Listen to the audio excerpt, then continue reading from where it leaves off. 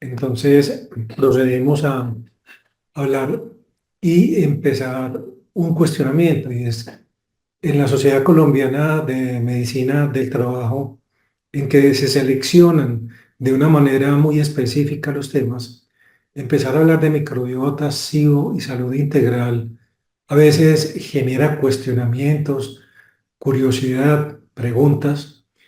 Y es muy importante tener presente que muchas de las enfermedades que nuestros pacientes presentan cotidianamente y que son refractarias a las intervenciones que nosotros hacemos, tienen que ver mucho con la microbiota, con el síndrome de alteración de la permeabilidad intestinal, y que para obtener una salud integral, una mejoría, necesitamos indispensablemente tener conocimientos básicos acerca de la intervención del manejo de la microbiota.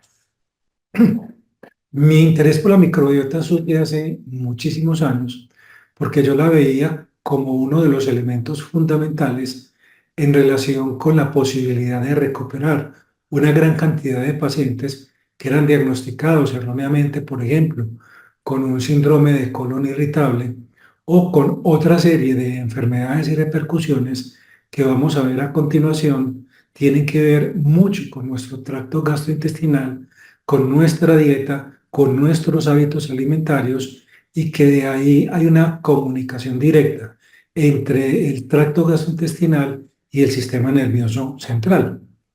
Por eso el objetivo es revisar la relación que existe entre la microbiota intestinal cuando hay una alteración de la permeabilidad, un síndrome de intestino que es permeable, y su efecto que puede tener en el sistema nervioso central, conocer algunas de las alternativas que tenemos de intervención en esos pacientes que pueden ser muy efectivas, económicas, pueden ser prácticas y que cualquier persona las puede realizar, y que nos permite corregir enfermedades tan comunes como la disbiosis intestinal, caracterizada por síntomas difusos, distensión, intolerancia alimentaria, flatulencia y molestias gastrointestinales varias. De ahí que es importante comenzar con definiciones esenciales, y cuando nosotros hablamos de microbiota estamos hablando básicamente de nuestros microorganismos. Cuando hablamos de la microbioma es en la función que tienen esos microorganismos en nuestro ser, y cuando hablamos de metagenoma es el total de los genes de la comunidad de microorganismos que superan enormemente nuestros mismos genes en cantidad. Y cuando hablamos del metaboloma, tal vez es lo más importante, porque es la serie de metabolitos producidos por esa cantidad de microorganismos que requieren de estudios de genómica, de transcriptómica, de proteómica, de metabolómica, para finalmente poder entender a cabalidad las funciones que cumplen en nuestro organismo y por qué repercuten de una manera tan generalizada en una multiplicidad de enfermedades que a veces olvidamos intervenir desde el punto de vista gastrointestinal. Y es que la naturaleza de la microbiota intestinal está influenciada por muchos factores. Está incluido el modo del parto al nacer. No es lo mismo nacer por cesárea que nacer por vía vaginal. Y por eso en la actualidad los obstetras lo que hacen es introducir una gasa en la vagina y luego frotar esa gasa en todo el organismo del niño para que pueda tener una microbiota compatible con la microbiota materna, porque ello va a determinar cierta tolerancia a los medicamentos, va a activar epigenéticamente muchos de nuestros componentes, va a favorecer la tolerancia o no a la dieta, va a llevar a que exista suplementos en el estilo de vida que podamos tolerar o no, y de ahí la necesidad de considerar los probióticos y los prebióticos.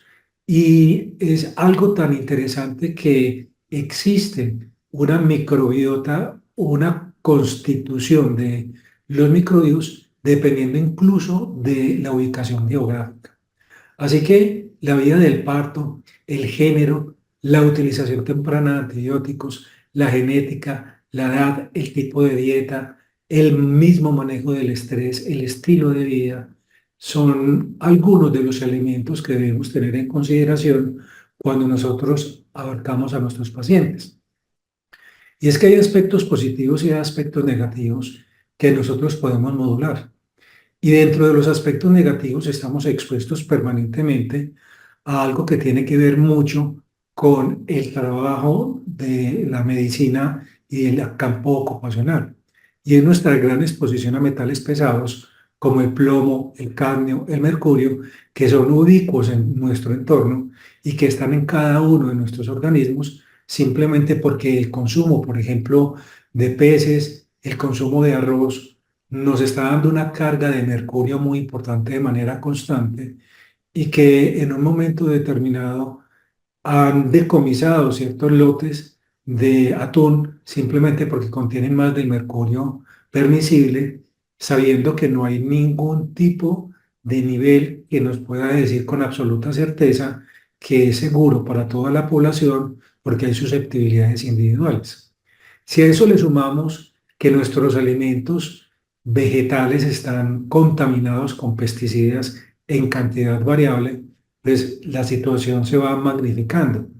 Y si vemos en el estilo de vida la utilización de cigarrillo, el tan común vapeador de la actualidad y las cianobacterias que empiezan a modular, a afectar nuestro funcionamiento intestinal, la malnutrición con una falta de proporción, una disminución de muchas de las vitaminas que vemos en el día a día, disminución en el consumo de ácido fólico, disminución en los niveles de la vitamina B12, que debería ser por lo menos de 350, y el saber que la mitad de la población tiene deficiencia de vitamina D, todo eso nos contribuye a que tengamos ciertas enfermedades crónicas no transmisibles, pero que son comunes en la población.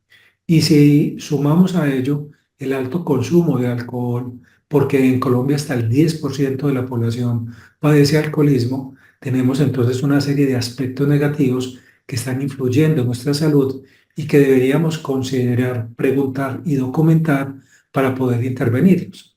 ¿Y cómo intervenirlos? Primero, la actividad física para que finalmente la persona tenga un índice de masa corporal adecuado, un consumo racional de café, el consumo de antioxidantes como la vitamina E, como el ácido omega 3, como los buenos niveles de vitamina D, como los diferentes compuestos como la N-acetilcisteína, debido a su compuesto de cisteína, que se une con el glutamato, la glicina, y forma el glutatión como potente antioxidante, el consumo de vegetales en buena cantidad y ojalá que fuesen orgánicos o bien descontaminados y ácidos grasos insaturados, por ejemplo el omega 3, son alternativas que nosotros deberíamos promover dentro de la medicina del trabajo para contrarrestar esos aspectos negativos que están generándonos grandes enfermedades. Y algo que es muy importante que tengamos presente es que asumimos que siempre que estamos consumiendo vegetales, estamos teniendo una buena dieta y un aporte de antioxidantes significativo. Y es importante conocer el concepto de la denominada docena sucia, porque cuando se analizan una serie de alimentos de uso consuetudinario, se han contado, por ejemplo, que el 99% tenían residuos de por lo menos un pesticida, el 30% tenía residuos de 10 o más plaguicidas, y la muestra más sucia en relación con contaminación de pesticidas fueron las fresas, que tanto nos gustan y que tanto nos fascinan simplemente porque la fresa técnicamente hablando no es una fruta. Las frutas contienen cáscara. Las fresas adolecen de cáscara y por lo tanto tienen que ser frecuentemente fumigadas para no ser atacadas por diferentes plagas. Y por eso la fresa integra los plaguicidas a la pulpa y no resulta de utilidad lavarlas exhaustivamente porque está en la misma pulpa el plaguicida y es un potente disruptor endocrino. Deberíamos limitar o simplemente prohibir el uso de fresas dentro de nuestras niñas, puesto que es tan potente disruptor endocrino que favorece la telarquía temprana, la menarquía precoz, la detención del crecimiento Y ahí viene una de las grandes dificultades que va a ser la toxicidad que puede ser transmitida posteriormente. Y es por eso que estamos frente a una generación que está teniendo estaturas que son inferiores a las que habitualmente estábamos acostumbrados a detectar, y en mucho tiene que ver el consumo de vegetales como la espinaca, el cale, los duraznos, las manzanas, las uvas, las cerezas, y las peras, el mismo apio, los tomates, pero lo afortunado es que también tenemos una docena limpia dentro de la cual el maíz es uno de los principales elementos. A eso le tenemos que sumar que estamos permanentemente tomando una serie de medicamentos que afectan nuestra microbiota intestinal. Por ejemplo, la digoxina es inactivada por la Actinobacterium ehrlichia. La fluoxetina inhibe el Lactobacterium rhamnosus y la E. coli, que la E. coli en general es positiva para el organismo, habiendo algunas cepas que pueden ser negativas. Medicamentos como la sertralina inhiben el crecimiento de una gran cantidad de parte de nuestra microbiota. El tramadol elimina la coli y el estafilococo epidermis. La metadona sirve para el estafilococo aureus y la pseudomonas aeruginosa. El amlodipino, por ejemplo, es metabolizado por la microbiota y la ampicilina aumenta su concentración sérica. La mesalazina y el ácido 5-aminosalicílico, que tienen efecto antiinflamatorio, son acetilados y activados por la microbiota. Y hay acilglucurónidos de E. coli que convierten el diclofenaco en agliconas cáusticas intestinales. Y es por eso que hay personas que presentan sangrado gastrointestinal e irritación con intolerancia al diclofenaco simplemente por nuestra microbiota. La cafeína, recomendable porque aumenta las especies de Bifidobacterium y aumenta actividades metabólicas que son benéficas para el organismo. Tenemos entonces fármacos que en pacientes que tienen consumos de sustancias como el alcohol o que tienen adicciones a los opioides o a sustancias como el PCB, tienen cambios importantes con un predominio de prebote de la Asparagopus tabora, y por eso es necesario que nosotros preguntemos en detalle qué medicamentos están consumiendo, qué tolerabilidad tienen frente a ellos, qué efectos adversos, porque finalmente mucho del efecto terapéutico que podemos encontrar con los medicamentos depende de esa flora intestinal presente. Y es muy importante saber que la exposición a plaguicidas lleva a un deterioro conductual. Los trastornos del comportamiento causados por los cambios en la endocrinología, la fisiología, la estructura cerebral, la genética, dependen en mucho de la permeabilidad intestinal, que va a llevar a que macromoléculas lleguen a la barrera hematoencefálica, afecten de manera adversa la inmunidad y que existan modificaciones en las bacterias intestinales y los metabolitos benéficos. Así que la alteración de esos componentes lleva a que exista una comunicación entre la microbiota, el intestino, el cerebro, debido a esas alteraciones en la estructura, en la permeabilidad cerebral, y tenemos una serie de sustancias que utilizamos cotidianamente, como las permetrinas, que son de uso casero, como el glifosinato, como el peconazol, el glifosato, las atracinas, el imidacloprid, el propacarbamol, etcétera, que van a llevar a que exista una comunicación entre metabolitos, hormonas y neurotransmisores, que afectado el microbioma intestinal va llevado a que el sistema inmune tenga cambios, se produzca inflamación, modificaciones de nervio vago, del sistema nervioso entérico, alteraciones neuroendocrinas e incluso circulatorias. ¿En qué repercute esto? En el comportamiento social alterado, en un aumento del desorden del espectro autista, en casos de ansiedad refractaria, en comportamientos depresivos, en un desempeño físico limitado, en una motivación disminuida y en la aparición temprana de enfermedades neurodegenerativas. Por lo tanto, no son poca cosa las necesidades del conocimiento acerca de la microbiota.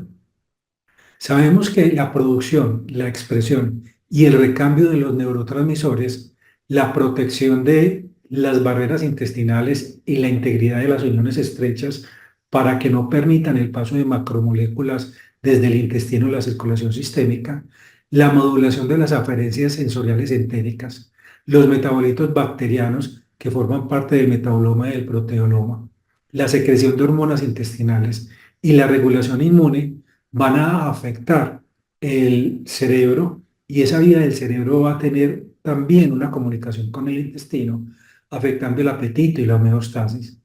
Y el hecho de que existan personas que empiezan a tener un apetito muy aumentado tiene que ver en mucho con la exposición a este tipo de disruptores y de sustancias que van a afectar la microbiota.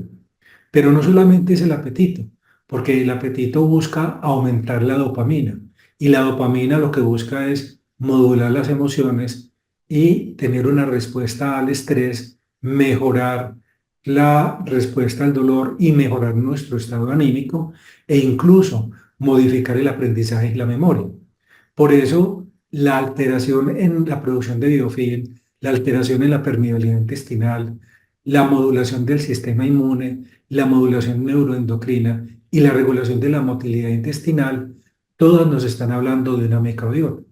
Y cuando nosotros vemos personas que tienen constipación, piensan en disbiosis intestinal. Cuando vemos personas que presentan varias deposiciones en el día, piensan en una disbiosis intestinal. Y ahí es donde hay necesidad de empezar a considerar la posibilidad de modular y mejorar el funcionamiento intestinal para de esa manera impactar directamente el sistema nervioso central. Así que el eje microbiota intestino-cerebro tiene un papel central en el mantenimiento de la homeostasis celular y contribuye a más de las acciones que uno consideraría. La comunicación entre la microbiota intestinal y el cerebro incluye vías de señalización no solamente inmunitarias, sino interacción huésped-microbio en el sistema nervioso entérico, en el metabolismo del triptófano, en la activación del nervio vago, en la señalización de hormonas intestinales y en la producción de metabolitos como los ácidos grasos de cadena corta. Así que quien creyera que alteraciones en el eje intestino cerebral nos van a producir enfermedades como la obesidad, que es endémica en la mitad de la población, nos van a generar mayor ansiedad, estrés y susceptibilidad al dolor, riesgo de enfermedad cerebrovascular, desórdenes psiquiátricos de diferente índole, mayor predisposición a las adicciones, enfermedades neurodegenerativas, síndromes de intestino irritable e incluso contribuyen a disminuir el umbral convulsivo debido a que disminuyen, por ejemplo, la absorción de magnesio que es necesario para mantener la estabilidad neuronal y de esa manera la aparición de convulsiones de nuevo en personas que no tienen ningún factor de riesgo, pero que deberíamos considerar relacionadas con el eje intestino cerebral. Adicionalmente, el GABA, recordemos, es nuestro principal neurotransmisor inhibitorio, calmante, sedante, produce tranquilidad, relajación, lentitud psicomotora dentro de un rango de normalidad y es producido por las bacterias en el microbioma intestinal de una manera similar a su síntesis en el sistema nervioso central, especialmente por las bacterias del género Lactobacillus. Así que muchos lactobacilos pueden iniciar la señalización GABAérgica a través del eje microbiota, intestino, cerebro y directamente actuar en el centro del núcleo paraventricular responsable de iniciar el eje hipotálamo pituitario adrenal, generando efectos antidepresivos y generando efectos relajantes que permiten controlar la ansiedad. ¿Quién creyera, por lo tanto, que un déficit de lactobacilos que nosotros no consideramos suministrar o favorecer su proliferación pueden contribuir a que una persona maneje una gran ansiedad y se vea afectado su rendimiento laboral simplemente por una enfermedad que es muy común? Adicionalmente, la función cerebral cognitiva normal depende del nervio vago y es muy importante y les compartiré al final un par de PDFs acerca del nervio vago para que a su vez lo entreguemos a nuestros pacientes y podamos empezar a modular la frecuencia cardíaca, la presión arterial, el estado de ansiedad, el dolor, entre otras de las funciones. Porque a través de ello tenemos neurotransmisión por monoaminas, neurotransmisión por sustancias gaseosas como el óxido nítrico, favorecer la precursión de hormonas, llevar a metabolitos como los ácidos grasos de cadena corta, mejorar los procesos cognitivos del cerebro, incluyendo atención, aprendizaje, memoria, y llevar a que se module la función cerebral simplemente a través de una microbiota adecuada. Pero cuando nosotros tenemos un epitelio inflamado por el consumo de cigarrillo, por el consumo excesivo de licor, por el consumo excesivo de carnes que son curadas, alimentos que son procesados, hay una separación entre los enterocitos, el epitelio se inflama, los patógenos oportunistas como el estafilococo aureus ingresa, ahí la que denominamos una disbiosis con una alteración de la diversidad bacteriana y hay una inflamación subepitelial con una respuesta inmune que influye en todo el organismo porque hay traslocación del microbioma, activación de células beta, de TH2, eosinofilia, macrófagos, células mastocíticas y empiezan a consultar pacientes, por ejemplo, por urticarias sin saber de dónde, cuando el problema puede provenir directamente desde el intestino. Así que hay una microinflamación en órganos blancos que incluye no solamente el sistema nervioso central, con todas las repercusiones en ansiedad y depresión, sino también los pulmones con un deterioro de su funcionamiento. Y hay inflamación de traslocación hacia las articulaciones. Y por eso personas en edades relativamente tempranas se quejan de dolores y empiezan a presentar en el transcurrir del tiempo algún grado de artrosis simplemente porque hay una proliferación de macrófagos, de células inflamatorias, de células mastocitarias que están llevando que a través de ese microbioma alterado se esté generando ese daño. Así que la disfunción a nivel del tracto gastrointestinal lleva a que existan una gran cantidad de macromoléculas que van a ir hasta el sistema nervioso central y que nos van a explicar cómo tan tempranamente se están presentando enfermedades como el Alzheimer, el Parkinson, la esclerosis múltiple, el empeoramiento del autismo, la aparición de la ansiedad temprana, la depresión refractaria, fenómenos como la esquizofrenia, desórdenes bipolares, y todo tiene que ver también con esa relación que existe entre el cerebro y el intestino. A veces nos quedamos simplemente con la prescripción de un medicamento y olvidamos la necesidad de hacer una modulación adecuada del tracto gastrointestinal para mejorar el funcionamiento. A eso le tenemos que sumar algo que no nos enseñaron en nuestro momento, y es la existencia del sistema linfático. En ovotoxicología, el sistema linfático no solamente es para la defensa y la inmunidad, sino que tiene función de transporte de homotoxinas desde el intersticio que rodea cada célula a través de los linfáticos, llegar al ángulo yugulosubclavio izquierdo, ir al hígado, ser convertidas en sustancias hidrosolubles y ser eliminadas, es decir, un sistema de detoxificación. Pero a la par con ese sistema linfático, existe un área de drenaje en la zona derecha que se activa, es en el sistema nervioso central durante el sueño profundo. Cuando una persona no activa el sueño profundo, aparecen una serie de enfermedades aparentemente no relacionadas como hipercolesterolemias, como hipertensión, como diabetes, como dolores de diferente tipo, simplemente porque no logramos una detoxificación del sistema central desde el sistema linfático.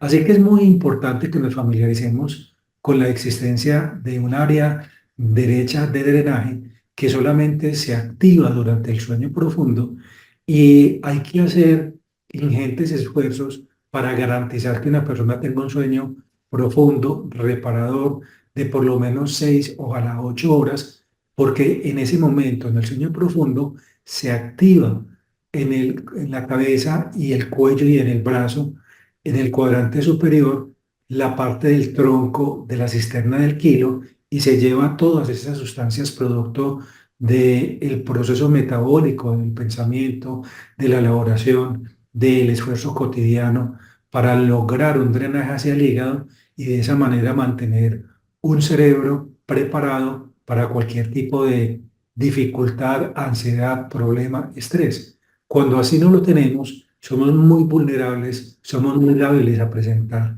diferentes enfermedades. Así que la depuración linfática alterada lleva a que haya bajos niveles de expresión de acuaporinas, déficit cognitivos, alteraciones del espacio periarterial y vamos teniendo una repercusión muy importante en solutos intersticiales que permanecen, en una disminución del fluido intersticial, en una disminución del influjo paraarterial y del influjo paravenoso y alteraciones en los astrocitos y acuaporinas que van llevando a una enfermedad en el hígado. Y por eso esa relación directa entre un hígado que esté saludable y un cerebro que esté con un sistema linfático funcional permite evitar enfermedades como la cirrosis que van a tener repercusiones enormes en el sistema nervioso central.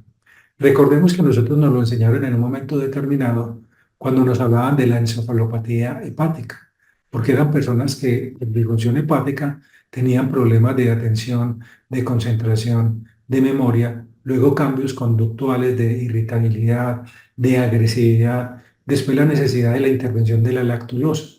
¿Y para qué dábamos lactulosa? Para acidificar el tracto gastrointestinal, favorecer más actividad de lactobacilos, llevar a una detoxificación y a un mejor control en el sistema nervioso central. Y era un ejemplo del pasado en que no relacionábamos directamente con la microbiota, pero que tiene un impacto y una relación completamente directa. Así que el sistema linfático del sistema nervioso central lo que hace es sacar los desechos y llevar a que el líquido cefalorraquídeo fluya hacia el espacio paravascular alrededor de las arterias cerebrales, se combine con el líquido intersticial y los solutos parenquimatosos y salga hacia el hígado, donde será llevado al intestino y la microbiota, si es sana, tendrá la capacidad también de ayudar al metabolismo de todos esos procesos bioquímicos alterados. Así que cuando nosotros tenemos una adecuada comunicación entre la microbiota y el intestino, tenemos adecuada mielinización. Evitamos la neurodegeneración, logramos la integridad de la barrera hematoencefálica, logramos neurogénesis en ciertos sitios cerebrales, pero ello implica una adecuada dieta, metabolitos polifenólicos, vitaminas, neurotransmisores, ácidos biliares, una dieta saludable, el consumo de probióticos y de prebióticos y un intestino sano. Pero cuando no es así, tenemos una microbiota alterada que predispone a la obesidad. Y son esos pacientes que nos consultan y dicen, es que yo como muy poquito y engordo mucho. Pero la pregunta es, ¿qué comen? Porque esa señalización en el sistema nervioso central llevará a neuroinflamación, a especies reactivas, a estrés oxidativo, a deposición de proteínas, a moléculas proinflamatorias, a la activación de la microglia, a la activación de los astrocitos, a la señalización alterada del GABA, a la ansiedad que va a llevar a un mayor consumo de alimentos, a una disfunción del nervio vago, y esto va de la mano de un intestino permeable, de una disbiosis, de una dieta occidental alta en grasas, de un estrés inadecuadamente controlado, de un envejecimiento acelerado, de una alteración de las hormonas intestinales, producto de una microbiota afectada, con péptidos intestinales, amiloides bacterianos, proteobacterias y bacteroidetes, que finalmente van a llevar a lipopolisacáridos con estrés oxidativo periférico y daño a nivel de nuestro organismo. Una de las preguntas que a veces nos surgen es, ¿de dónde aparece tanta fibromialgia? Y una de las respuestas es la disbiosis intestinal. Observen, por ejemplo, en esta gráfica los controles en los pacientes con fibromialgia. Los controles con bacteroides, con bifidobacterium, con eubacterium, En cambio, en fibromialgia están completamente ausentes y por lo tanto la reducción en la producción de sustancias que van a llevar, como son los ácidos grasos de cadena corta, producidos por Bifidobacterium, Neobacterium, Leptospiras y del género Firmicutes, nos permiten que controlemos procesos inflamatorios que de otra manera no va a ser posible intervenir de una forma óptima porque estamos limitándonos a dar duloxetina, a dar pregabalina, a dar gabapentina, eventualmente algún tipo de actividad física, de hidroaeróbicos, etcétera, pero estamos en algún momento corrigiendo la dieta. La exposición a incluso mascotas que pueden ser peligrosas, la actividad física disminuida, el índice de masa corporal aumentado, el tabaquismo, ciertos medicamentos, una función inmune alterada, un tránsito gastrointestinal afectado, una permeabilidad intestinal presente, entre muchos otros factores, están contribuyendo a una inflamación, a una perturbación y esto está llevando a que se presenten, entre otras enfermedades, como la fibromialgia de una manera tan común, tan frecuente.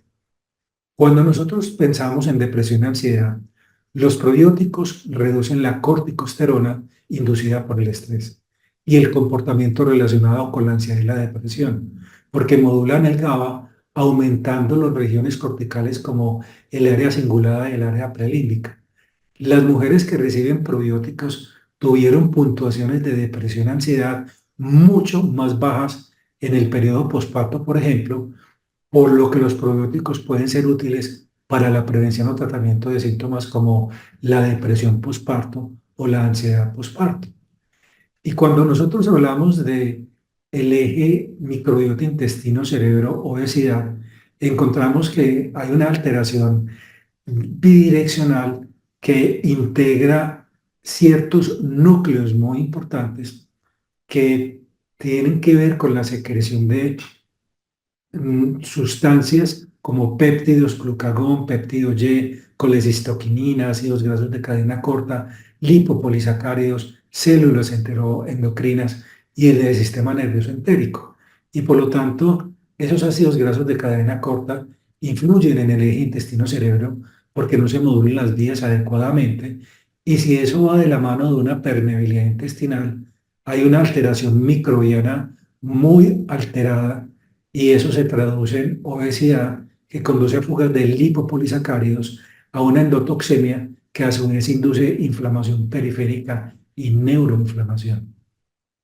Sabemos, por ejemplo, que los estudios que se hicieron de microbiota durante la mortalidad tan elevada que se presentó durante la COVID mostraban una disbiosis intestinal mayúscula que favorecía, por lo tanto, la tormenta de citoquinas.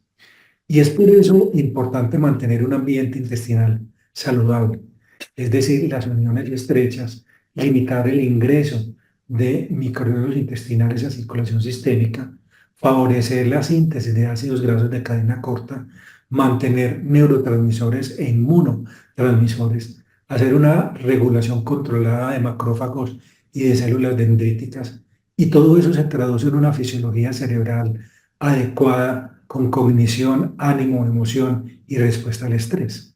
Pero cuando tenemos un ambiente intestinal envejecido, cuando tenemos alteración de la permeabilidad, cuando tenemos falta de adhesinas y de desmosinas para mantener a raya la translocación bacteriana, pues se produce ingreso de metabolitos bacterianos, lipopolisacáridos, toxina, moco, 5-hidroxitriptamina, histamina, y obviamente se activan los macrófagos, las células linfoides y dendríticas, hay proliferación de citoquinas proinflamatorias, factor de necrosis tumoral, interferón gamma, interleuquina 6, interleuquina 8, factores quimioatrayentes de los monocitos, y hay una comunicación disbiótica intestino-cerebro que finalmente lleva a la caída del ánimo, de la cognición, la falta de una adecuada respuesta al estrés, hay dolores viscerales intensos, hay ansiedad, hipertensión, inflamación.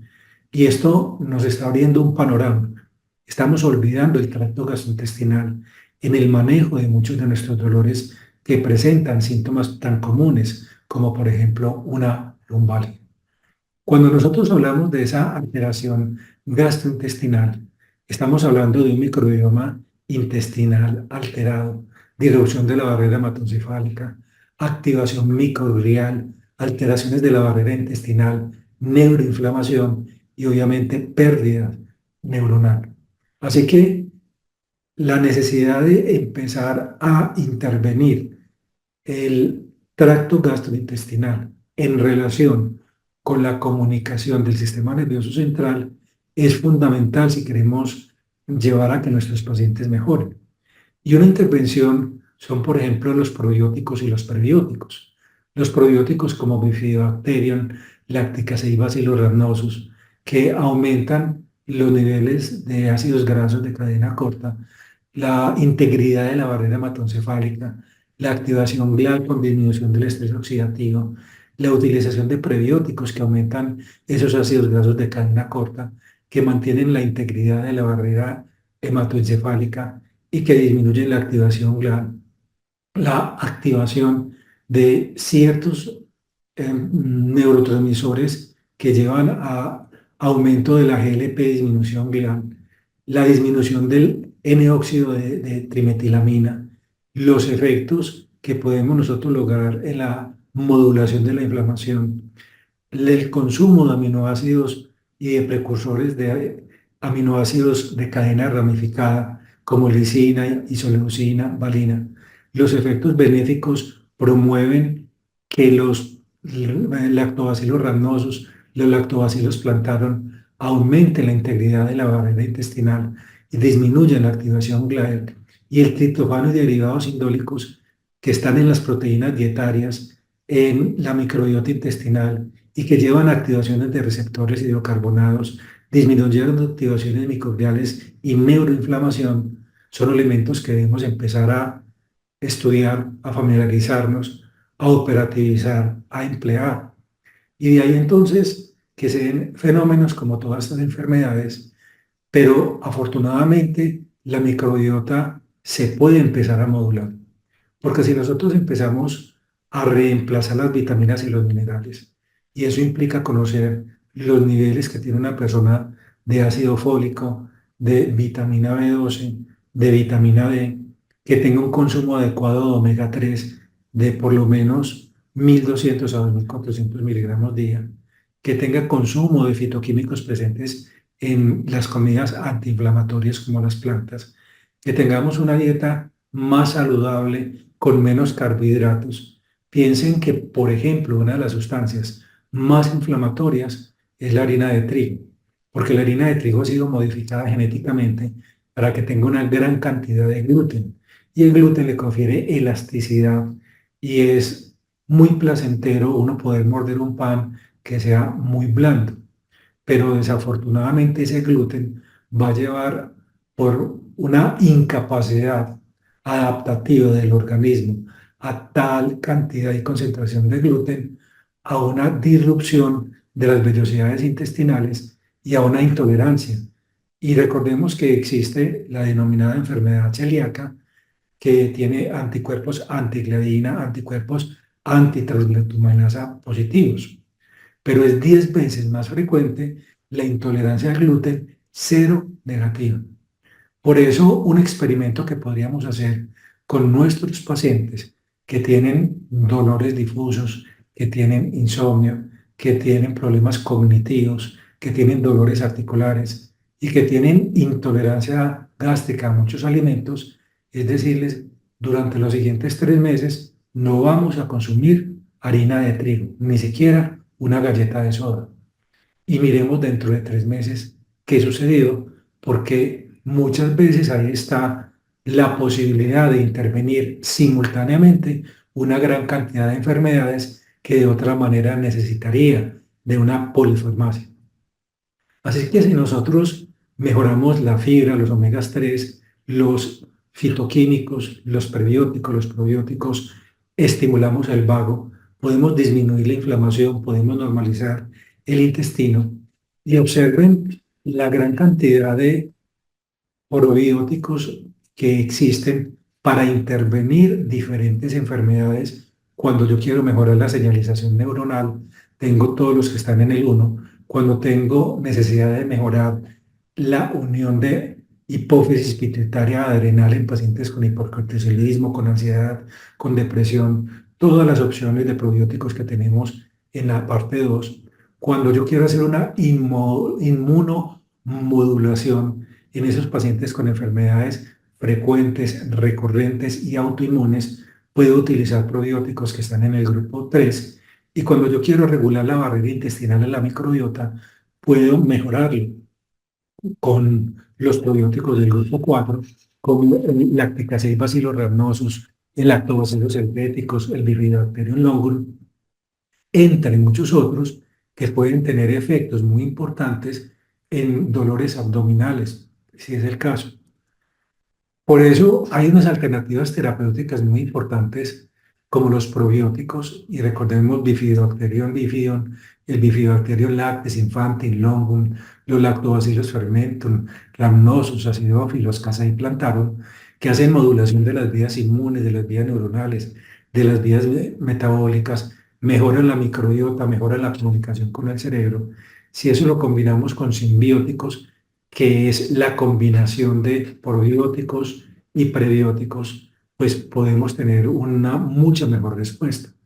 En muchas partes del mundo se ha visto que es tan importante los probióticos que se recurren a medidas como el trasplante de microbiota fecal, porque se ha visto que cuando se barre la flora intestinal que esa persona tiene, que es perjudicial, y se le coloca trasplante de microbiota fetal, mejora significativamente la modulación de las vías inmunes, las vías neuronales y las vías metabólicas, disminuyendo una gran cantidad de enfermedades que pensaríamos no relacionadas, como lo es la obesidad, la hipertensión, la diabetes, la depresión, entre otras. De ahí entonces la necesidad de tener la posibilidad de mantener desde las edades más tempranas un cerebro sin inflamación, con una buena barrera hematoencefálica, con una adecuada mielinización, con una microglia ramificada que nos permita una neurogénesis hipocampal con una función cognitiva adecuada y una función celular inmuno saludable. Pero desafortunadamente en la actualidad nuestra dieta está plagada de azúcar, de exceso de lácteos, de exceso de harinas, de los denominados venenos blancos. Y ahí es donde tenemos inflamación, una barrera hematoencefálica disfuncional, activación de la microglia, desmielinización, neurogénesis hipocampal reducida y todo un proceso inflamatorio que lleva a un envejecimiento acelerado y no a un mantenimiento de una adecuada salud. Por eso es muy importante que miremos desde la parte cognitiva cómo podemos mirar vías neuronales si tenemos un buen sistema nervioso intestinal entérico, una buena estimulación vagal y garantizáramos un hipotálamo pituitario adrenal comunicación con base en una buena microbiota.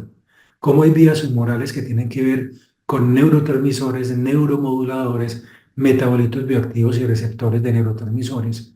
Cómo podemos modular citoquinas inflamatorias y la actividad de la microglia y cómo podemos mejorar la integridad de la barrera intestinal, disminuir factores que sean oxidantes y aumentar los antioxidantes y tener, por lo tanto, un efecto anti-apoptosis.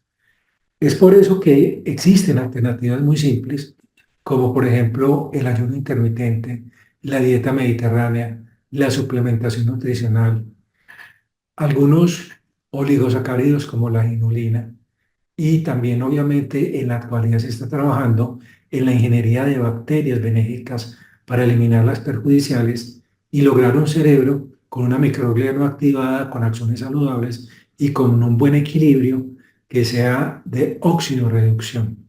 Porque una de las maneras también de aumentar las mitocondrias es tener una adecuada microbiota. Cuando nosotros tenemos una adecuada microbiota, tenemos ATP en suficiente cantidad para mantener antiinflamación, reparación y disminución de muchas de las patologías que nos aquejan. Aquí tenemos, por ejemplo, tensiones representativas de aceite rojo y hematocilina eosina que muestran acumulación de grasa en el hígado.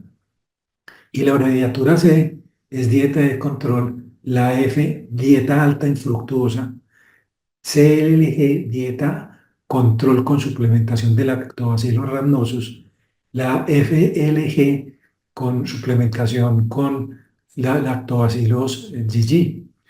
Y vemos cómo hay un cambio completamente diferente en la estructura de cada una de las dietas que estamos teniendo. Y la dieta que nosotros más tenemos son dietas altas en fructuosa, dietas altas en grasa, dietas altas en azúcares y por lo tanto una alteración hepática que podría ser reversible si tenemos una intervención adecuada de la microbiota. Y si queremos regular el hipocampo, es muy importante saber que junto con la zona subgranular del giro dentado, de la zona subventricular, que es un nicho de células madres neuronales, hay un proceso de regeneración celular. Y la acción GABA convierte los neuroblastos en neuronas inmaduras y luego van a convertirse en células con un crecimiento adecuado y que esa microglia de esas células permite que lo que nos habían dicho de que el cerebro no se regenera no sea cierto. Depende de que haya una buena comunicación entre el intestino, el cerebro y adecuado suministro de sustratos para tener una reparación cerebral. El mismo hígado graso puede ser regenerado por la producción de butyratos, como en el caso de los firmicutes, lo que conduce a una mejor barrera intestinal, a una reducción de lipopolisacáridos portales y una disminución de la inflamación y acumulación de ácidos grasos en el hígado. Así que podemos intervenir muchas enfermedades que en el pasado no. Y podemos favorecer la neurogénesis cuando se toma una célula madre radial, se convierte en progenitoria, neuroblasto, neurona inmadura y luego una neurona madura, y que todo esto depende de un estímulo GABAérgico que a su vez requiere de tener una buena microbiota y de esa manera poder regenerar nuestro cerebro. Existen mecanismos directos y mecanismos indirectos por los cuales la microbiota intestinal está llevando una alteración adecuada génica y que ayuda a que incluso células que inicialmente están teniendo cirrosis puedan tener una activación de toxificación y una adecuada recuperación para finalmente volver a ser funcionales. Así que aquello de que el hígado cirrótico ya iba a evolucionar en los siguientes 10 años hacia la muerte no es tan cierto cuando intervenimos con microbiota y mecanismos de modulación muy importantes. ¿Qué es lo que tenemos que hacer? Mejorar nuestra dieta, practicar ejercicios, saber qué medicamentos estamos tomando, hacer una adecuada dieta y suplementación vitamínica antes del parto, conocer obviamente más de genética, aumentar el tiempo de lactancia, que es un factor protector de una microbiota sana, de una microbiota que sea productiva, de una microbiota que sea protectora. Manejar el estrés, y eso involucra microbios que produzcan GABA, y de esa manera podemos tener un envejecimiento saludable. Así que la neurogénesis hipocampal requiere de que tengamos ejercicio, dieta, un buen sistema inmune que requiere de una microbiota, manejar eventualmente si se necesitan antidepresivos, pero el mejor antidepresivo es una microbioma sano. Pero si tenemos un microbioma alterado, disregulado, si tenemos estrés, una dieta que no es saludable, una dieta chatarra, nuestra edad cronológica no va a tener una concordancia contra nuestra enfermedad, nuestra edad mental, y de ahí la necesidad de favorecer el aumento de la neurogénesis hipocampal con base en la microbiota. Es por eso fundamental un comportamiento alimentario adecuado y tener una buena diversidad alimentaria, porque eso nos va a permitir tener una gran cantidad de microbios, todos ellos con efectos complementarios, cada uno con un objetivo diferente, contribuyendo a la recuperación de nuestro organismo, contribuyendo a la sanación de muchas de nuestras enfermedades. Así que enfermedades comunes como la ansiedad, la obesidad, la depresión, la disfunción cognitiva y la misma función social alterada dependen en mucho de una microbiota que ha estado sometida en el tiempo a una serie de efectos que han llevado a una neuroinflamación con tal repercusión de enfermedades tan comunes y que podríamos intervenir en un momento determinado. Por eso, tener un buen sistema inmune, activar nuestro metabolismo del triptófano, tener la capacidad de estimular el vago, y les reitero, les voy a compartir un par de temas de PDFs al respecto, y tener un sistema nervioso entérico con una comunicación bidireccional adecuada entre el cerebro, el intestino, con una microbiota que sea óptima, es la manera de mantener una de los aspectos fundamentales de nuestra salud. Nuestra microbiota hace muchísimas funciones. Tiene que ver con las sorreductasas, nitroreductasas, beta-glucuronidasas, beta-cisteíliasas, sulfatasas. Nuestro metabolismo y sobrevida no sería posible con una microbiota adecuada. Y es tan simple como tener uniones estrechas normales, evitar la permeabilidad, evitar el ingreso de bacterias que generen complejos inmunes circulantes que debiliten nuestra barrera hematoencefálica, que nos inflamen, nos generen autoinmunidad, que nos generen déficit de nutrientes. Y el tratamiento es entonces simple. Omega 3, caldo rico en glutamina que veremos a continuación, consumir zinc diariamente, eventualmente selenio, corregir nuestros niveles de vitamina B6, de vitamina C, de vitamina D. Y recuerden que la vitamina C deberíamos tomar 500 miligramos 3 veces al día, porque la vida media de la vitamina C es de apenas 4 horas. Por lo tanto, no alcanza una tabletica de 500 miligramos a cubrir las necesidades antioxidantes que requiere nuestro organismo. Y recordemos que la vitamina E mantiene su capacidad antioxidante permanente si hay niveles adecuados de vitamina C. Disminuir la fructosa, comer mejor la fruta entera que el jugo, los fructánidos, disminuir la lactosa excesiva, las grasas saturadas y los fructooligosacáridos de cadena corta. El caldo rico en glutamina es algo que le deberíamos recomendar a todos nuestros pacientes e incluso nosotros hacerlo. Y consiste simplemente en conseguir hueso y que sea un hueso carnoso y lo colocamos a hervir desde por la mañana hasta por la noche.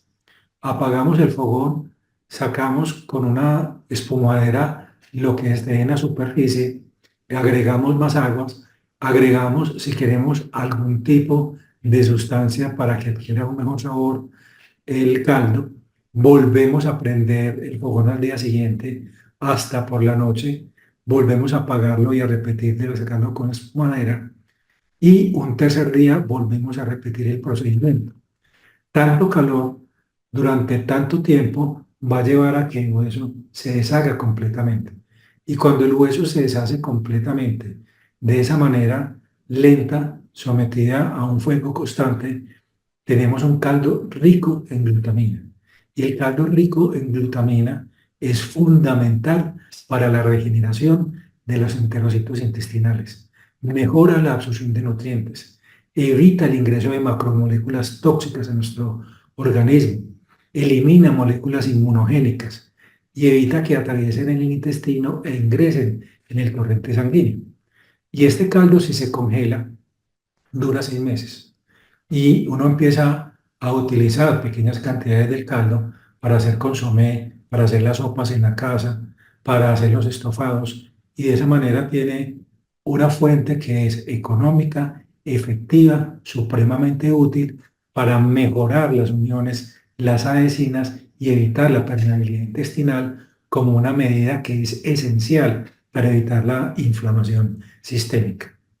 De esa manera, cuando nosotros tenemos un buen intestino, tenemos buena fibra tenemos una buena capacidad de adhesión de los enterocitos, pues vamos a tener un buen funcionamiento hepático, un buen funcionamiento cerebral, señales de detección de glucosa con un control adecuado de producción de ácidos grasos de cadena corta, con antiinflamación y con impacto en enfermedades como diabetes, hipertensión, obesidad, artrosis y demás, comenzando por algo tan simple.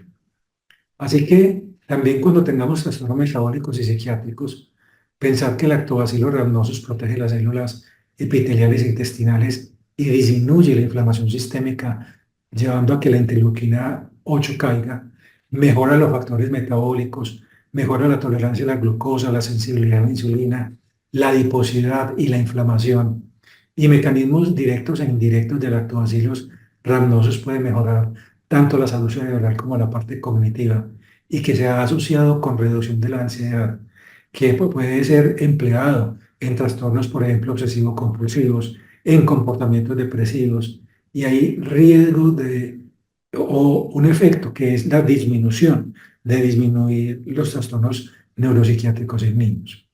Para finalizar, es muy importante que tengamos medición de vitamina D en nuestros pacientes, porque eso ha sido desestimado muchas veces. Se dice, no, es que con una medicina, con una vitamina D entre 10 y 20 todo funciona bien.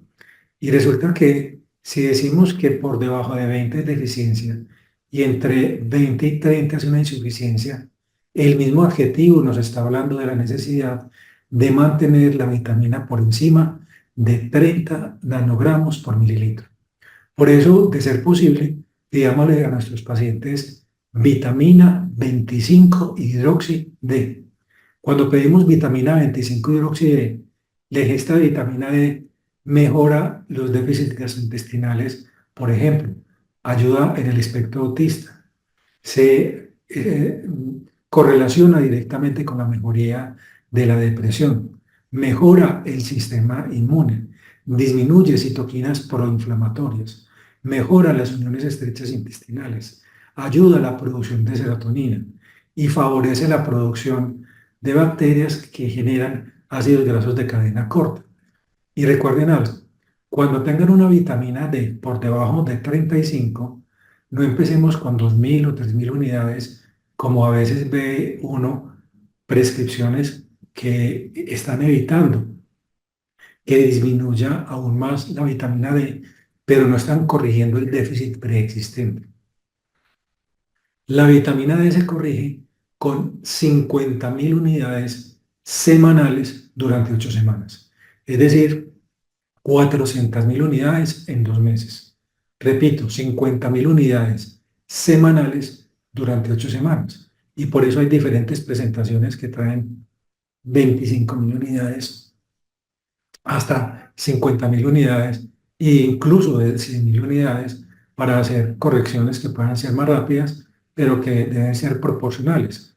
Si yo doy 25.000 unidades semanales, podría dar 50.000 unidades quincenales y estoy logrando que al ser una vitamina liposoluble tenga la capacidad de absorberla y guardarla. También hay algo que resulta cómodo. No hay necesidad de vitamina D diaria. Por ser una vitamina liposoluble, yo puedo perfectamente dar 50.000 unidades una vez al mes y con eso ya tengo cubiertas las necesidades para tener una buena posibilidad de comunicación entre la producción y el mantenimiento de una buena salud intestinal con la comunicación intestino-cerebro. Hay algo que es muy importante y es que los estudios se hacen básicamente empleando ya animales. Por ejemplo, el pez cebra, el denio rerio, tiene el 80% de nuestros genes. Y cuando se hacen estudios, por ejemplo, con lacticacid y los rhamnosus, y se modulan los niveles de glucosa en sangre, y se mejora la insulina, y se suprime el apetito, y se baja de peso, y se hace todo un efecto terapéutico, pues hay que considerarlo como algo fundamental. Recuerden también que cuando uno tiene una buena microbiota, hay una gran cantidad de microbios capaces de captar plomo, mercurio, organofosforados, organoclorados, neocotinoides, carbamatos, ureas, piretroides. Así que no se trata de no consumir vegetales, pueden que estén contaminados, pero paralelamente consumamos la microbiota. Y recuerden que para que la microbiota se reproduzca, necesita también prebióticos. Y los prebióticos más comunes son los que vemos ahí en la parte inferior. Y son económicos, están ampliamente disponibles y nos pueden ayudar significativamente a potenciar los efectos de los probióticos. No olvidemos entonces que si vamos a utilizar un probiótico comercial, pues se debe buscar la cepa específica que haya sido investigada con esa indicación, porque no se trata de cualquier Lacticase bacillus, sino que en un momento determinado, si uno quiere obtener una respuesta adecuada, tiene que ser un Lacticase bacillus rhamnosus GG y tendría que ser ATCC 53103, que se ha investigado ampliamente, más de 53.000 artículos para diferentes patologías que puedan ser producto de su tratamiento y que podemos atenuar, como les decía, la neurotoxicidad del plomo in vitro utilizando lactobacillus rhamnosus GG con estudios comprobados y que se puede hacer neuroprotección al mejorar la producción de ácidos grasos, la producción de energía por parte de la mitocondria y que esto ha tenido repercusiones en enfermedades como por ejemplo el Alzheimer o el Parkinson. Y cómo podemos modificar por la inflamación de diferentes órganos, incluyendo el hígado, modificar el apetito mediante la capacidad de modulación de respuesta a la leptina exógena, simplemente con ciertos tipos de lactobacilos. Finalmente, quisiera decirles que cuando una persona no tiene la posibilidad económica de conseguir lactobacilos, tenemos dos posibilidades muy fáciles. Tenemos el bacilos que vienen en especies de motas de algodón y que son bacilos que se pueden conseguir a través de la web con precios que pueden ser de unos 30.000 pesos. Esos lactobacilos que en un momento determinado podemos colocar en frascos de vidrio, agregarles agua de panela o agregarles leche, van a generar una serie de sustancias que van a producir antiinflamación. Y ahí tenemos, por ejemplo, el Lactobacillus tibicus, que crece en agua de panela y que básicamente se consigue en Mercado Libre, se agrega en un frasco de vidrio, no debe tener contacto con metal ni con agua del grifo, porque obviamente el cloro los va a matar, pero uno lo tiene allí y él va creciendo y uno todos los días empieza a tomarse un, un, unos 30 centímetros a 60 centímetros según tolerancia de lactobacilos típicos, que es una de las alternativas y que se puede conseguir muy económicamente. Y que también hay lactobacilos que pueden ser adquiridos y se denominan lactobacilos como tal y son específicamente para la leche y que tienen el mismo proceso, pero en personas que les guste más el sabor de lo que podría asimilarse a un kumis y no a la agua de panela, y no va a tener intolerancia, aquel que tenga algún tipo de trastorno de intolerancia a la lactosa, porque la lactosa es completamente desdoblada y convertida en una serie de productos intermedios que van a tener efecto antiinflamatorio, que van a mejorar la dinámica intestinal, que van a llevar a que la persona tenga un comportamiento más adecuado, pero cuando buscamos un direccionamiento específico sobre una enfermedad determinada, no hay duda que debemos utilizar un bacilo que haya sido, un probiótico que haya sido específicamente estudiado con esa indicación y que corresponda a esa cepa exactamente. Estoy atento a sus preguntas. Muchas gracias por su gentil atención. Muchas gracias, doctor. Excelente presentación y realmente demasiado útil para el área en la que nos encontramos porque básicamente tenemos que ver con medicina preventiva y estamos todo el tiempo promoviendo estilos de vida saludables con el fin de prevenir las enfermedades crónicas no transmisibles. Y entonces pues les damos una serie de indicaciones permanentemente a nuestros trabajadores en sus sitios de trabajo, pero fíjese tan importante esto que nos habló en relación con la microbiota y estilos de vida saludable, alimentación, higiene del sueño, control del estrés, bueno, la cantidad de cosas que nos comentó. Entonces, bueno, ahora vamos a pasar a las preguntas. Eh, Perfecto. Les quiero decir a quienes nos acompañaron a través del Facebook que pueden hacer sus preguntas a través de los comentarios y pues procederé a dar lectura a algunas. También tenemos la posibilidad de levantar la mano. Yo acá puedo ver quién está levantando la mano de pronto. Y pues también el doctor, muchísimas gracias por su presentación, vuelvo y le digo. Y si de pronto pues su charla me dice el doctor Bernardo que nos la va a facilitar, Correcto. está La presentación, la voy presentación. Sí. a facilitarles un PDF de probióticos y vamos a también a tener la posibilidad de hablar de un libro que se llama La microbiota idiota, que uno considera que la microbiota no sirve para nada, que es una idiotez, pero que es la base fundamental de la salud.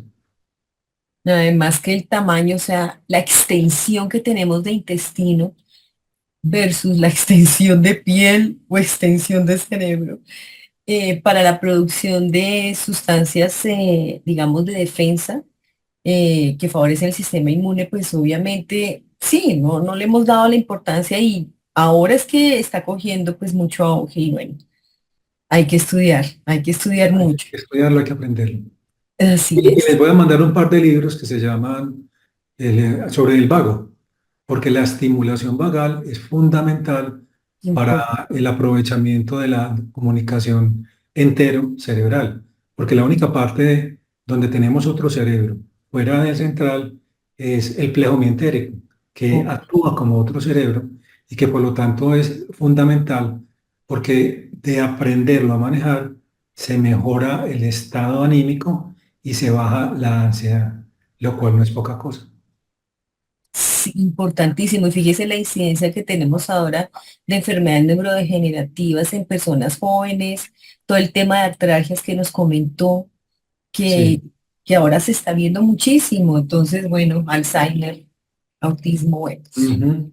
Entonces, bueno, les cuento. Aquí la doctora Diana Cuervo, bueno, hay comentarios de excelente presentación. Muchísimas gracias, doctor.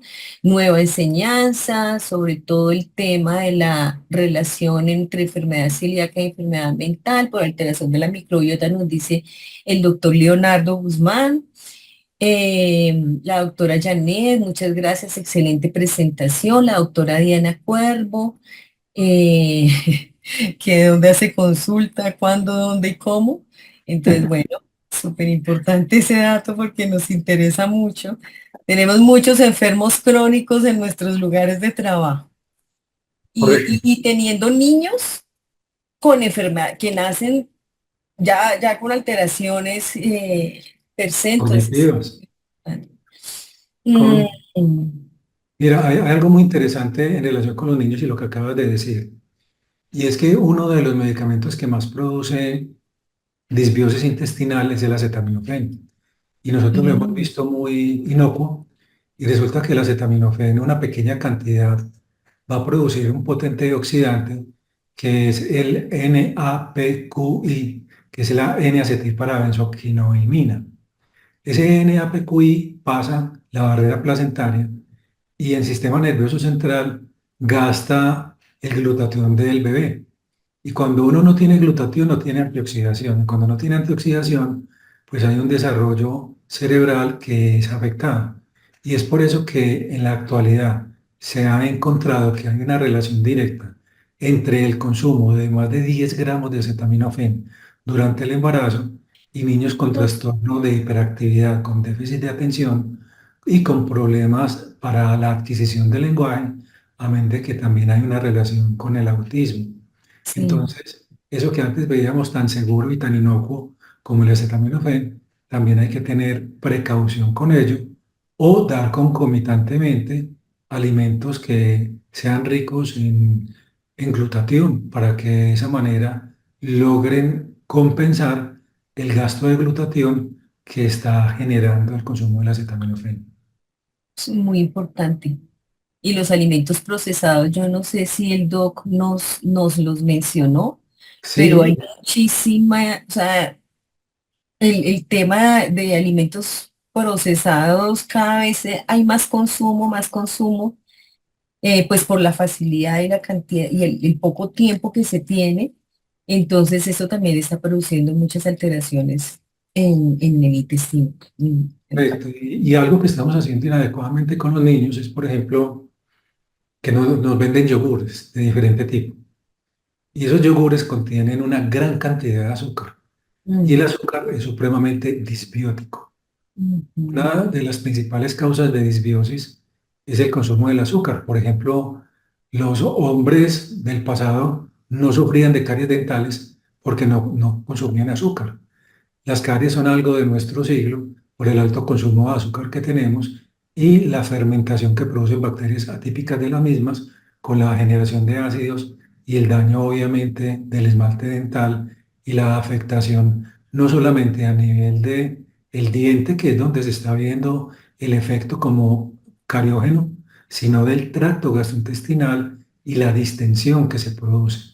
Por eso yo hablaba de que hay que tener precaución con el azúcar, hay que tener precaución con la harina de trigo, hay que tener precaución con el exceso de leche y con el exceso de sal, porque son los cuatro denominados venenos blancos. Nosotros necesitamos tan solo 2 gramos de sal diarios y consumimos 12 gramos de sal diarios y eso genera disbiosis. La ausencia o la saturación del Oxalobacter formigans, que es la bacteria encargada de captar el oxalato de calcio, hace que se elimine una gran cantidad de calcio porque por cada gramo más de calcio que nosotros consumimos, tenemos que eliminar 60 miligramos de oxalato de calcio. Y si hay oxalato formigis, pues no hay problema, se elimina la sal sin mayor cantidad de calcio. Pero cuando superamos la capacidad que tiene el oxalobacter, empiezan a aparecer la unión del ácido oxálico a nivel renal con esa necesidad de 60 miligramos de calcio para eliminar la sal y se precipita y empieza a aparecer la litiasis renal.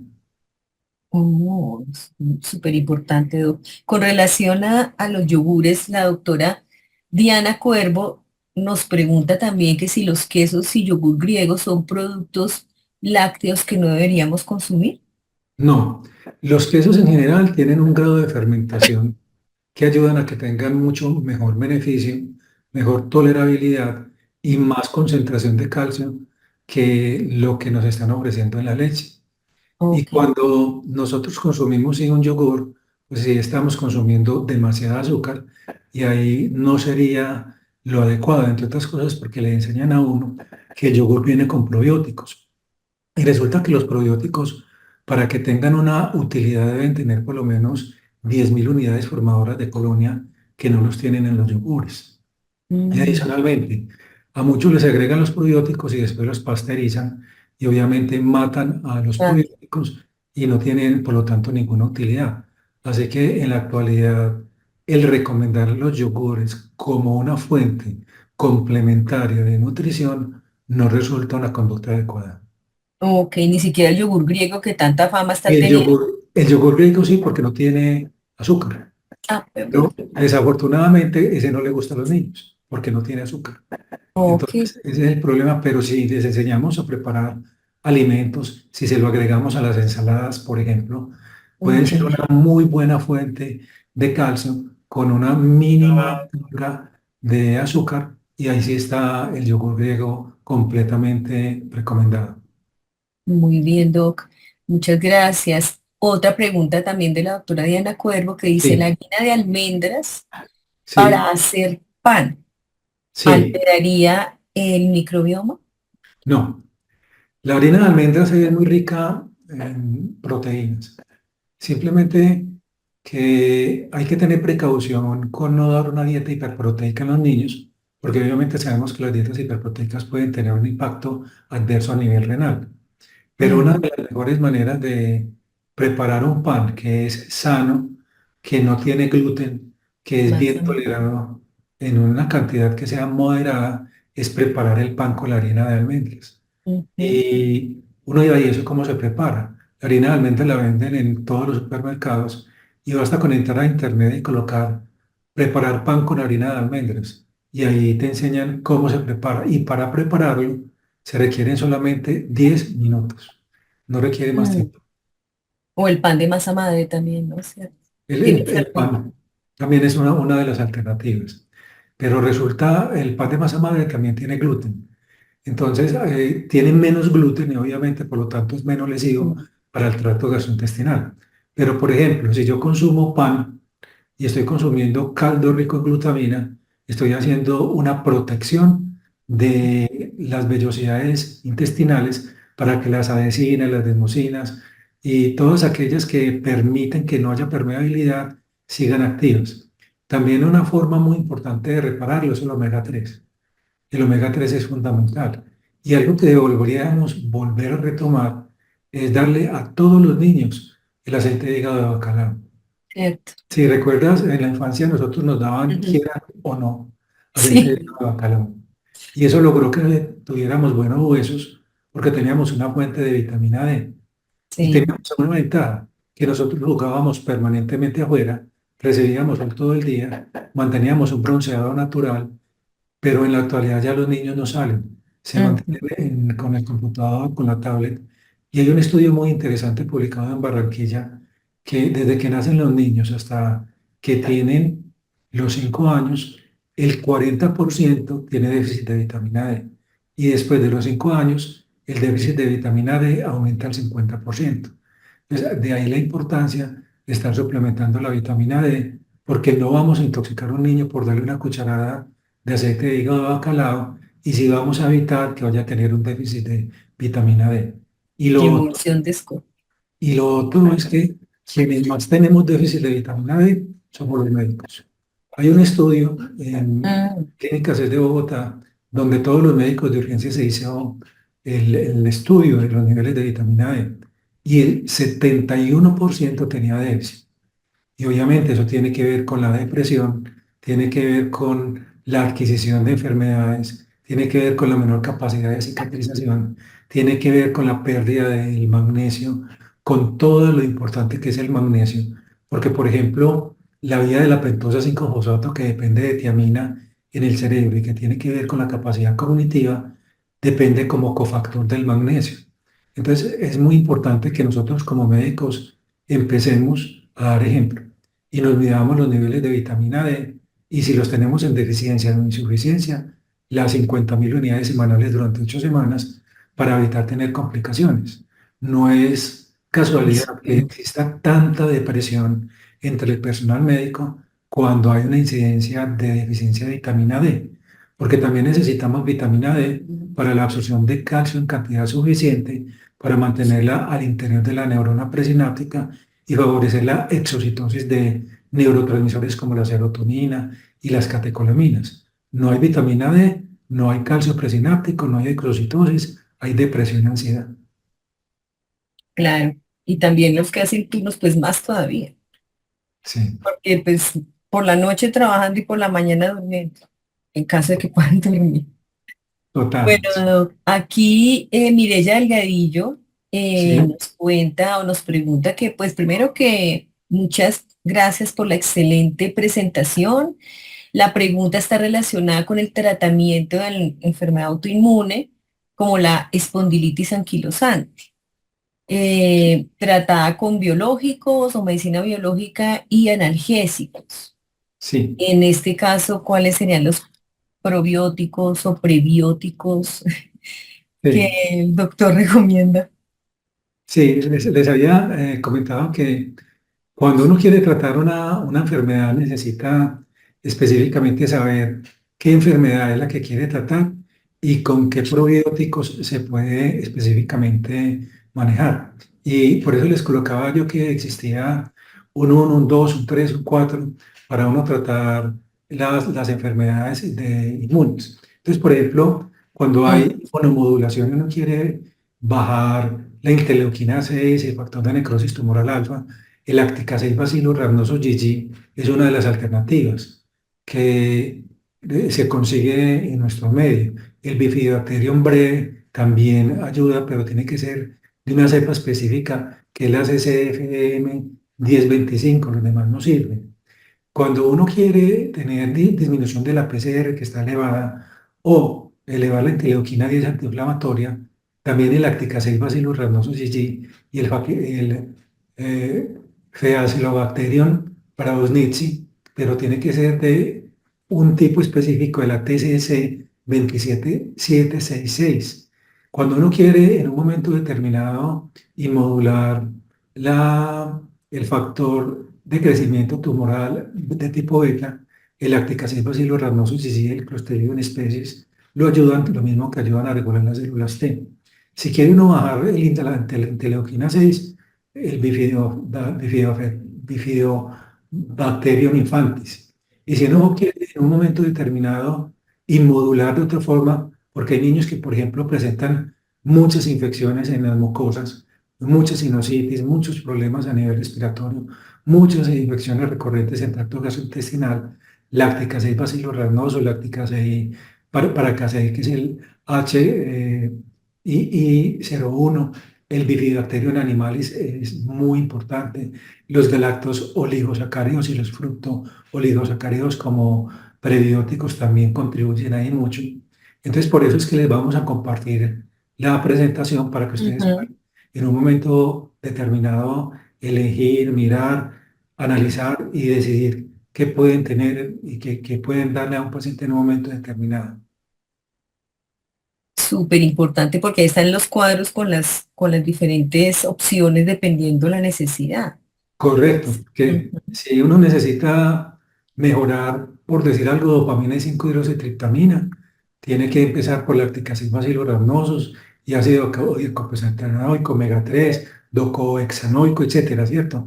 Pero Mm. uno tiene un paciente que está con mucha ansiedad, con mucho estrés, puede utilizar lactic-acid bacillorhamnosus o Clostridium butyricum. Entonces es importante determinar cuál, porque no todo sirve para cualquier tipo de enfermedad, hay especificidad de estudios y ahí es importante llamar la atención en algo. Y es que a veces nos visitan y nos dicen, nosotros tenemos multicepa y eso sirve para todo. Y eso no es cierto. La Mm. multicepa hay que saber qué cepa específicamente, en qué cantidad que tenga por lo menos las 10.000 unidades formadoras de colonia y que tenga especificidad por la enfermedad que pretendemos tratar, porque no Exacto, se puede tratar con todo. cierto. Doc, y para conseguir esos probióticos, es decir, digamos que uno puede tener en el mercado y más ahora que están como de moda, entre comillas, uno puede conseguir muchos, ¿no? Hay laboratorios que los Sí, presentan, unos están como en presentación líquida, otros en cápsulas, otros hasta donde sé, y me parece sí. que es como la información que a mí me parece más acertada, es en cápsulas para que pueda liberarse en el intestino y eso, pero no sé. Sí, Doc, ¿qué, como, o sea, dónde los conseguimos? ¿Dónde le dice uno a los pacientes que de pronto los puedan conseguir, que sea confiable? mira, por ejemplo, el lacticacel bacillus rhamnosus que a mí me gusta, comercialmente se llama Enterobalance, ¿cierto? Pero la situación es que uno puede tomarlo en líquido, puede tomarlo en cápsula, lo puede Mm. tomar con fructooligosacáridos, como viene este lacticacel bacillus rhamnosus GG, pero hay que tener algo muy presente, y siquiera lo nombraste, y es que todos los lactobacilos se toman lejos de las comidas. Mm. Si uno se lo toma con los alimentos, está produciendo ácido clorhídrico. Y no todos toleran tal cantidad de ácido clorhídrico y pueden morir una gran cantidad y no obtener beneficio. Claro. Lo otro que es muy importante tener presente es no empecemos de entrada el tratamiento con probióticos. ¿Por qué? Porque si nosotros tenemos alteración de la permeabilidad intestinal y estamos dando probióticos, esos probióticos también van a ingresar al organismo y pueden tener efectos deleterios. Es Mm. mejor primero hacer el tratamiento con el omega 3, con la vitamina D y con el caldo rico en glutamina. Y una Mm. semana después de quien esté dando caldo rico en glutamina, ya si están selladas las uniones epiteliales, ya no va a haber translocación bacteriana y ya va a haber una buena tolerabilidad del probiótico. Entonces, Oh, también eso es muy importante tenerlo presente porque hay personas que empiezan el probiótico y les cae muy mal sí, y es que no les hemos tratado la permeabilidad intestinal. sí. Entonces hay que empezar por tratar la permeabilidad intestinal y recuerden esas tres alternativas. El omega 3, la vitamina D y el caldo rico en glutamina, que es pues, pesado de hacer, pero dura 6 meses. Sí, hay que aprenderlo a hacer. Sí, La doctora Ida Mariz, presidente del capítulo de Bolívar, quien fue pues nuestro contacto con el doctor, primero dice que excelente conferencia, con una información muy importante. La pregunta es, en Colombia, ¿dónde están realizando trasplante de microbiota fecal? no hay, no hay No hay. desafortunadamente. No. Lo que hay es muy interesante en la Universidad de El Bosque en Bogotá es que tiene la capacidad de analizar diferentes productos de probióticos para confirmar si hay concordancia entre lo que dicen tener, el volumen de cepas que sean viables y la caracterización filogenética.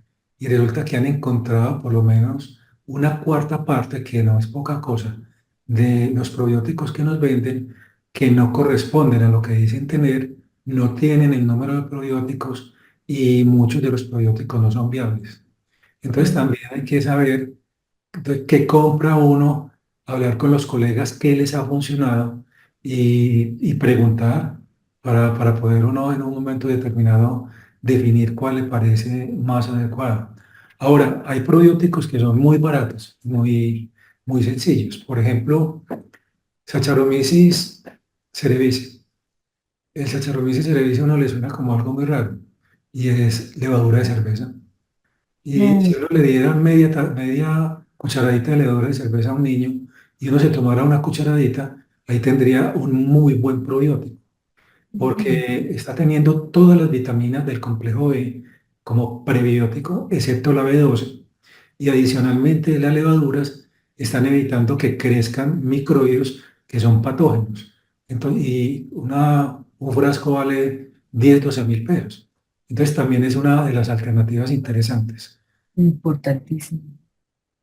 Ok, Doc. Dice Orlando, gracias por tocar el efecto del acetaminofén y de su metabolito. El consumo es muy alto. Sí, Entonces, pues muchísimas gracias por ese aporte. Dice, bueno, aquí muchas felicitaciones, el facilismo delicioso de los ultraprocesados y de las comidas de paquete, bueno, es que que deberíamos todo, evitar. todo lo bueno en la vida es ilegal, es inmoral, engorda, embaraza, mata. Así que uno tiene Sí, que tener algún grado de sacrificio para poder tener una salud como uno la quisiera tener. así es. Doctor, acá nos preguntan otra vez que nos podría dar sus datos para remitirle pacientes, porque igual nosotros tenemos muchos pacientes potenciales para tratar Claro, no sino que escriban a mi correo, que mi correo está al final de la de la presentación presentación. y yo Ujú. a la mayor brevedad posible les estaré respondiendo y si es del caso los estaré asesorando para que ustedes mismos lo traten.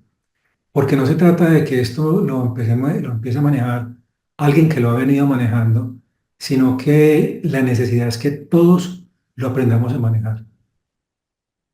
Perfectamente, sí. El doctor Juan Restrepo Sí, dice que muchísimas gracias, felicitaciones, y que si tiene alguna referencia o conocimiento del uso de simbiótico en animales. sí. Es que en general los simbióticos se utilizan en animales y los estudios se hacen en modelos murinos, pero el modelo murino no es totalmente extrapolable al ser humano. porque es que empezando porque las ratas y los ratones no tienen vesícula biliar, por lo tanto no producen bilis y por lo tanto no matan las bacterias de la misma manera que nosotros las matamos, porque nosotros a través de la liberación de bilis estamos solubilizando sus membranas y llevando a que mueran.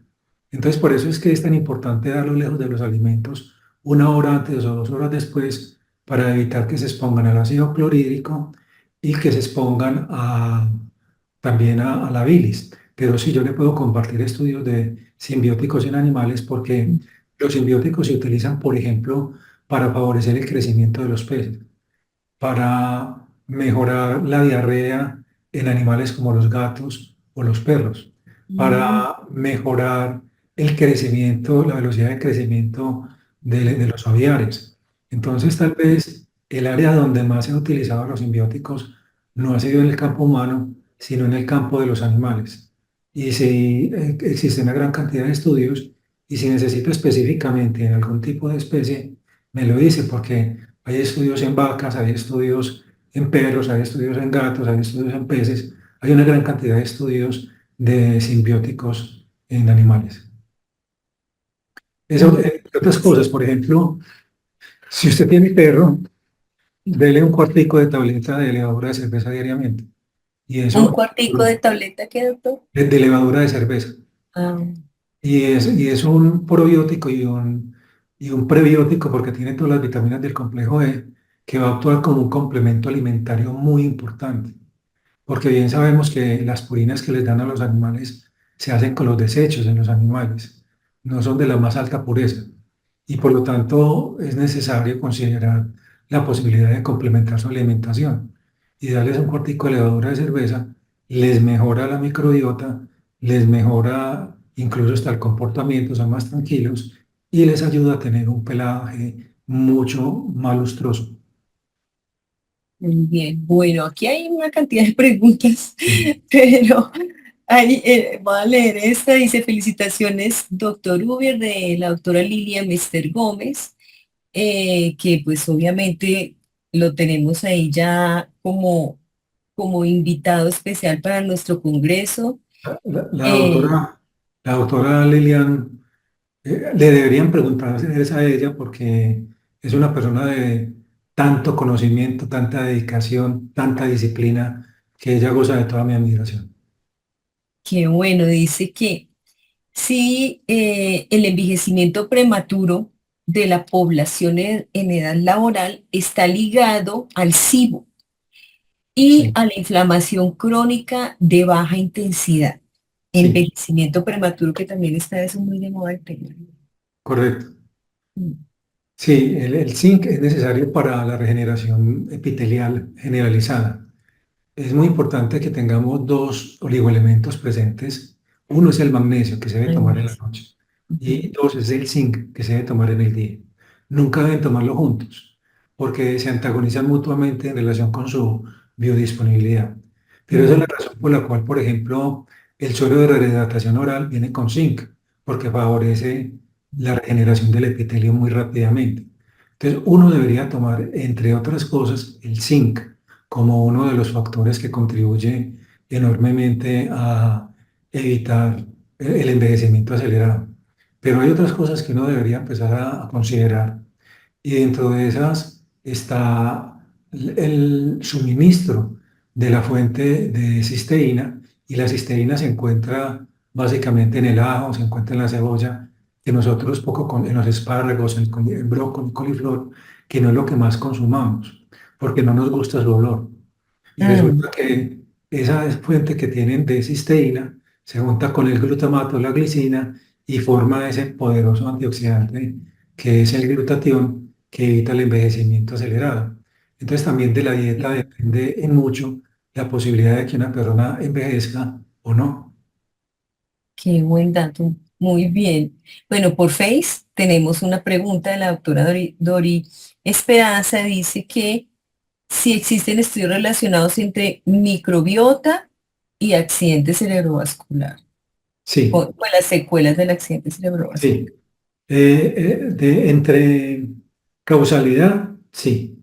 En cuanto a evolución, hay algunos estudios que demuestran que mejora la evolución en los pacientes, Mm, pero hay que combinarlo, no es únicamente eh, darle el probiótico, porque la microbiota intestinal está relacionada con enfermedades cardiovasculares varias, porque, por ejemplo, la enfermedad cerebrovascular está desarrollada porque la disbiosis genera aterosclerosis. Algunas bacterias contribuyen a la progresión de la aterosclerosis, mientras que otras protegen contra las lesiones de la placa aterosclerótica. Algunas mm, de ellas pueden alterar el equilibrio llevando a lo que se conoce como la hipótesis intestinal de la hipertensión. Algunos pacientes con insuficiencia cardíaca crónica fueron colonizados por más bacterias patógenas que los controles. Es decir, hay una gran cantidad de estudios que en este momento nos están mostrando que en realidad sí existe una relación entre las bacterias como tal y las enfermedades de índole cerebrovascular.